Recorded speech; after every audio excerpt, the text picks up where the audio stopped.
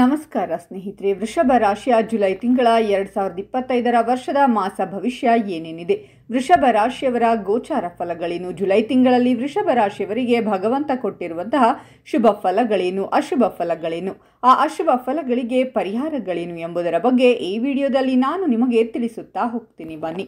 ಅದಕ್ಕೂ ಮುನ್ನ ನೀವು ವೃಷಭ ರಾಶಿಯವರಾಗಿದ್ದರೆ ಹಾಗೆ ದೇವರು ಮತ್ತು ಜ್ಯೋತಿಷ್ಯ ಶಾಸ್ತ್ರವನ್ನು ನಂಬುವುದಾದರೆ ವಿಡಿಯೋಗೆ ಲೈಕ್ ಮಾಡಿ.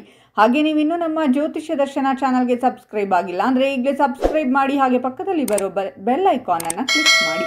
ನಿಮ್ಮ ಸಮಸ್ಯೆಗಳಾದಂತಹ ಸತಿಪತಿ ಕಲಹ, ಪ್ರೀತಿಯಲ್ಲಿ ಮೋಸ, ಭೂಮಿ ವಿಚಾರ, ಕೋರ್ಟ್ ಕೇಸ್, ವ್ಯಾಪಾರ, ಹಣಕಾಸಿನ ತೊಂದರೆ, ಸಾಲಬಾಧೆ, ಸ್ತ್ರೀಯರು, ಗುಪ್ತ ಸಮಸ್ಯೆ, ಹೀಗೆ 10 ಹಲವಾರು ಸಮಸ್ಯೆಗಳಿಗೆ ಶಾಶ್ವತ ಪರಿಹಾರ ಮಾಡಿಕೊಡುತ್ತಾರೆ. ಡಿಸ್ಪ್ಲೇ ಮೇಲೆ ಕಾಣುವ ಗುರುಜಿ ನಂಬರ್ಗೆ ಒಮ್ಮೆ ಕರೆ ಮಾಡಿ. ವೃಷಭ ರಾಶಿಯ ಶುಭ ಫಲಗಳ ಬಗ್ಗೆ ಮೊದಲಿಗೆ ನೋಡೋಣ. 2025ನೇ ವರ್ಷದಲ್ಲಿ ತುಂಬಾನೇ ಅದೃಷ್ಟವನ್ನ ಮಾಡಿರುವಂತಹ ರಾಶಿಗಳಲ್ಲಿ ವೃಷಭ ರಾಶಿಯು ಕೂಡ ಒಂದಾಗಿದೆ. ಹಾಗಾಗಿ ವೃಷಭ ರಾಶಿಯವರಿಗೆ ಈ ತಿಂಗಳು ಪೂರ್ತಿಯಾಗಿ ಖಂಡಿತವಾಗಿಯೂ ಕೂಡ ಅನುಕೂಲಕರ ವಾತಾವರಣ ಅನ್ನೋದು ಇರುತ್ತೆ. ವೃಷಭ ರಾಶಿಯವರಿಗೆ ಗುರುಬಲ ಇರುವುದರಿಂದ ತುಂಬಾನೇ ಅನುಕೂಲಕರವಾದಂತಹ ವಾತಾವರಣ ಸೃಷ್ಟಿಯಾಗುತ್ತೆ.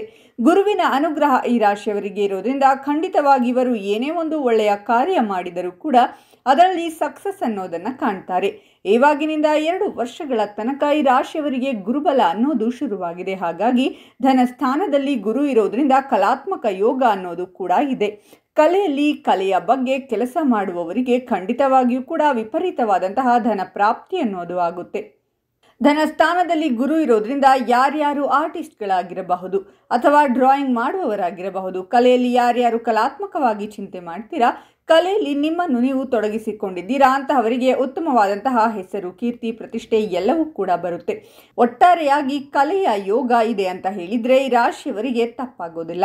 ಇನ್ನು ನಿಮ್ಮ ಕುಟುಂಬದಲ್ಲಿ ಶಾಂತಿ ಅನ್ನೋದು ಕೂಡ ಇರುತ್ತೆ. ಈಗ ನಮ್ಮ ಕುಟುಂಬದಲ್ಲಿ ಶಾಂತಿ ಅನ್ನೋದು ಒಂದು ಇದ್ರೆ ಸಾಕು, ನಾವು ನೆಮ್ಮದಿಯಾಗಿದ್ದೀವಿ ಅಂತಾನೆ ಅರ್ಥ. ನಾವು ಎಷ್ಟೇ ದುಡ್ಡಲ್ಲಿ ಏನೇ ಮಾಡಲಿ, ಮನೆಯಲ್ಲಿ ನಮಗೆ ಕಲಹಗಳು, ಜಗಳಗಳು, ಅತ್ತೆ ಸೊಸೆ ಜಗಳ, ಗಂಡ ಹೆಂಡತಿ ಜಗಳ, ಕುಟುಂಬದಲ್ಲಿ ತೊಂದರೆಗಳು, ಈ ರೀತಿ ಏನಾದರೂ ಇದ್ರೆ ಖಂಡಿತವಾಗಿಯೂ ನೆಮ್ಮದಿಯಾಗಿ ಇರೋಕ್ಕಾಗಲ್ಲ. ಹಾಗಾಗಿ ಈ ರಾಶಿಯವರಿಗೆ ಕುಟುಂಬದಲ್ಲಿ ಶಾಂತಿ ಅನ್ನೋದು ಇರೋದ್ರಿಂದ ನೆಮ್ಮದಿಯಾಗಿ ಕೂಡ ಈ ರಾಶಿಯವರು ಇರಬಹುದು. ಇನ್ನು ನಿಮ್ಮ ಕುಟುಂಬ ಹಾಗೂ ಅಭಿವೃದ್ಧಿಯಾಗುತ್ತೆ. ನಿಮ್ಮ ಕುಟುಂಬಕ್ಕೆ ಹೊಸ ಮೆಂಬರ್ ಯಾರಾದರೂ ಬರ್ತಾರೆ. ಅದು ಮದುವೆಯಾಗಿರಬಹುದು, ಮದುವೆಯಾಗಿ ಯಾರಾದರೂ ಬರಬಹುದು, ಅಥವಾ ಸಂತಾನ ಆಗಿರಬಹುದು. ಒಟ್ಟಾರೆಯಾಗಿ ನಿಮ್ಮ ಕುಟುಂಬದಲ್ಲಿ ಶಾಂತಿ ಇರುತ್ತೆ. ಖುಷಿಯಿಂದ ಅಭಿವೃದ್ಧಿ ಕೂಡ ಕಾಣ್ತೀರಾ. ಇನ್ನು ಈ ವೃಷಭ ರಾಶಿಯವರೇನಾದರೂ ಒಳ್ಳೆಯ ವರ ಅಥವಾ ವಧುಗೆ ಮದುವೆ ಆಗಬೇಕು ಅಂತ ಏನಾದರೂ ಬಯಸಿದರೆ ಖಂಡಿತವಾಗಿಯೂ ಕೂಡ ಮದುವೆಯಾಗುವಂತಹ ಯೋಗವಿದೆ. ನೀವು ಸ್ವಲ್ಪ ಪ್ರಯತ್ನ ಪಟ್ಟರೆ ಖಂಡಿತವಾಗಿಯೂ ಕೂಡ ಒಳ್ಳೆಯ ವರ ಅಥವಾ ನೀವು ಈ ವರ್ಷದಲ್ಲಿ ಕೈ ಹಿಡಿಯುತ್ತೀರಾ ಅಂತಹ ಯೋಗ ಕೂಡ ವೃಷಭ ರಾಶಿಯವರಿಗಿರುತ್ತೆ. ಇನ್ನು ಸಂತಾನ ಯೋಗ ಕೂಡ ಈ ರಾಶಿಯವರಿಗೆ. ಸಂತಾನಕ್ಕಾಗಿ ವೃಷಭ ರಾಶಿಯವರು ಯಾರ್ಯಾರು ಅಪೇಕ್ಷೆ ಮಾಡ್ತಿದ್ರಿ, ಸಂತಾನ ಬೇಕು ಅಂತ ಯಾರಾದರೂ ಪ್ಲಾನ್ ಮಾಡಿಕೊಂಡಿದ್ರೆ ಖಂಡಿತವಾಗಿಯೂ ಕೂಡ ಸಂತಾನದ ಯೋಗವಿದೆ ಅಂತಾನೆ ಹೇಳಬಹುದು. ಇನ್ನು ಬುಧ ಮತ್ತು ಸೂರ್ಯನಿಂದ ಬುಧಾದಿತ್ಯ ಯೋಗ ಕೂಡ ಶುರುವಾಗುತ್ತೆ. ಬುಧ ಮತ್ತು ಸೂರ್ಯ ಇಬ್ಬರು ಕೂಡ ಒಟ್ಟಿಗೆ ಇರುವುದರಿಂದ ಖಂಡಿತವಾಗಿಯೂ ಕೂಡ ಬುಧಾದಿತ್ಯ ಯೋಗ ಶುರುವಾಗುತ್ತೆ. ವೃಷಭ ರಾಶಿಯವರಿಗೆ ಬುದ್ಧಿವಂತಿಕೆ ಅನ್ನೋದು ಹೆಚ್ಚಾಗುತ್ತೆ. ಬುದ್ಧಿ ಹೆಚ್ಚಾಗೋದ್ರಿಂದ ಸಮಾಜದಲ್ಲಿ ಉತ್ತಮ ಹೆಸರನ್ನು ನೀವು ಪಡೆದುಕೊಳ್ತೀರಾ. ಮೀಡಿಯಾದಲ್ಲಿ ಏನಾದರೂ ಕೆಲಸ ಮಾಡ್ತಿದ್ರೆ, ಬರಹಗಾರರಾಗಿದ್ದರೆ ಈ ವೃಷಭ ರಾಶಿಯವರು ಈ ತಿಂಗಳಲ್ಲಿ ಖಂಡಿತವಾಗಿಯೂ ಕೂಡ ಸಾಕಷ್ಟು ಅದೃಷ್ಟ ಅನ್ನೋದನ್ನು ಪಡೆದುಕೊಳ್ತೀರಾ. ಮೀಡಿಯಾದವರು ಸ್ವಲ್ಪ ಎಫರ್ಟ್ ಹಾಕಿ ಖಂಡಿತ ಉತ್ತಮ ರೀತಿಯಾದಂತಹ ಲಾಭ ಅನ್ನೋದು ಈ ತಿಂಗಳಲ್ಲಿ ಬರುತ್ತೆ.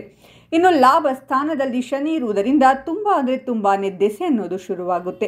ಈ ರಾಶಿಯವರಿಗೆ 2.5 ವರ್ಷಗಳ ಕಾಲ ಅದ್ಭುತವಾಗಿ ಶನಿ ಲಾಭ ಸ್ಥಾನದಲ್ಲಿರೋದ್ರಿಂದ ಖಂಡಿತವಾಗಿಯೂ ಕೂಡ ವಿಪರೀತವಾದಂತಹ ಲಾಭ ಅನ್ನೋದು ಇರುತ್ತೆ.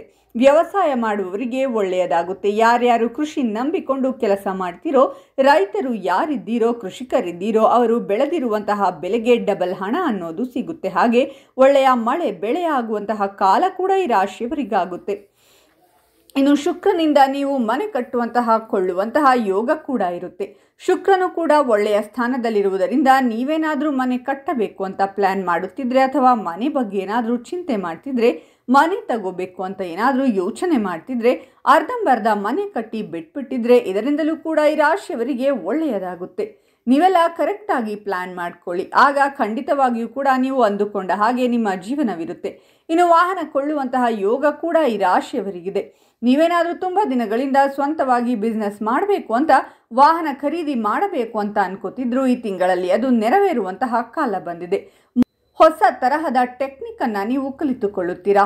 ಹೊಸ ಯೋಜನೆಗಳನ್ನು ನೀವು ಶುರು ಮಾಡ್ತೀರಾ. ಹೊಸ ಬುದ್ಧಿಶಕ್ತಿ ಬರುವುದರಿಂದ ನಿಮ್ಮ ಚಿಂತನೆ ಕೂಡ ಹೊಸದಾಗಿರುವುದರಿಂದ ಖಂಡಿತವಾಗಿಯೂ ಕೂಡ ನಿಮಗೆ ಲಾಭ ಅನ್ನೋದಾಗುತ್ತೆ. ಇನ್ನು ಇಷ್ಟೆಲ್ಲ ಶುಭ ಫಲಗಳನ್ನು ವೃಷಭ ರಾಶಿಯವರು ನೋಡಿದ್ರೆ ಇನ್ನು ಏನೇನು ತೊಂದರೆ ಬರುತ್ತೆ, ಏನೇನು ಕಷ್ಟಗಳನ್ನು ಎದುರಿಸಬೇಕಾಗುತ್ತೆ ನೋಡೋದಾದ್ರೆ, ಈ ಜುಲೈ ತಿಂಗಳಲ್ಲಿ ರಾಹು ಕೇತು ಒಟ್ಟಿಗೆ ಇರುವುದರಿಂದ ಭೂಮಿ ವಿಚಾರದಲ್ಲಿ ನೀವು ಮುಂಜಾಗ್ರತೆಯನ್ನು ಇರುವುದು ಮುಖ್ಯವಾಗಿರುತ್ತೆ. ಮನೆ ಕಟ್ಟುವಂತಹ ಯೋಗ ಕೂಡ ಇರುತ್ತೆ. ಆದರೆ ನೀವು ಏನೇ ಒಂದು ಭೂಮಿ ವಿಚಾರವಾಗಿ ಕೆಲಸ ಮಾಡ್ತಿದ್ರೂ ಕೂಡ ನೀವು ಹುಷಾರಾಗಿ ಕೆಲಸವನ್ನು ಮಾಡಬೇಕಾಗುತ್ತೆ. ಇಲ್ಲವಾದರೆ ವಿಪರೀತವಾದಂತಹ ತೊಂದರೆಗಳನ್ನು ಅನುಭವಿಸುತ್ತೀರಾ. ಹಾಗಾಗಿ ವೃಷಭ ರಾಶಿಯವರು ಭೂಮಿ ವಿಚಾರದಿಂದ ಸ್ವಲ್ಪ ಮಟ್ಟಿಗೆ ದೂರವಿರುವುದೇ ಒಳಿತು.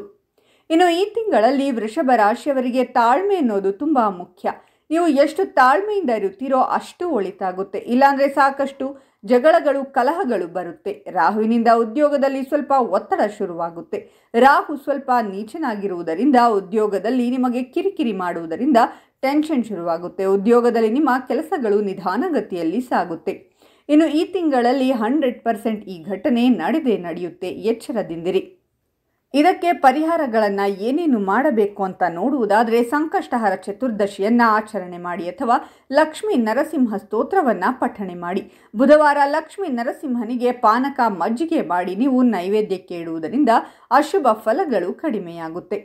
ನೋಡಿದ್ರಲ್ಲ ಸ್ನೇಹಿತರೆ, ವೃಷಭ ರಾಶಿಯವರಿಗೆ ಜುಲೈ ತಿಂಗಳಲ್ಲಿ ಎಷ್ಟೆಲ್ಲ ಲಾಭವಿದೆ, ಹಾಗೆಯೇ ಎಷ್ಟೆಲ್ಲ ಕಷ್ಟಗಳನ್ನು ದೂರ ಮಾಡಿಕೊಂಡು ಒಳ್ಳೆಯ ಜೀವನವನ್ನು ನಡೆಸುತ್ತೀರಾ ಅಂತ.